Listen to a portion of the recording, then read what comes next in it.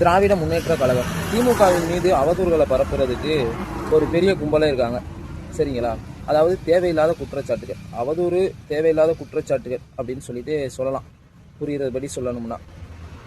அதே மாதிரி நாஞ்சில் சம்பத் வந்து இப்போ ரீசெண்டாக ஒன்று வந்து சொல்லியிருக்காரு, அண்ணாவுடைய கனவை விஜய் அவர்கள் நெய்யாக்கியிருக்காரு, உண்மையாக்கியிருக்காரு, சாதாரண மனிதர்களையும் அமைச்சர்கள் ஆக்கியிருக்காரு விஜய் அவர்கள் அப்படிங்கிற மாதிரி சொல்லியிருக்காரு.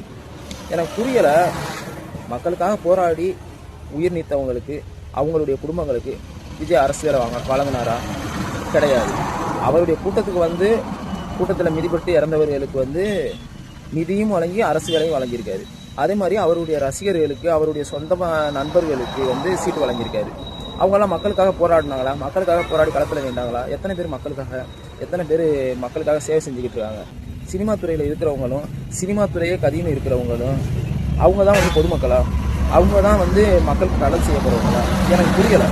அதை தான் வந்து அண்ணா வந்து கனவு கண்டாரா? அவங்க சாமானியர்கள் தான், நான் இல்லைன்னு சொல்லலை. ஆனால் அவங்களுக்கு சீட்டு வழங்கினது வந்து இவ்வளவு பெருமையாக வந்து பேச வேண்டியது அவசியம் கிடையாது. திமுகவை சிறுமைப்படுத்தியும் டிவிக்கு பெருமைப்படுத்தியும் பேசுறதுக்கு ஒன்றும் இல்லை. தேங்க்யூ.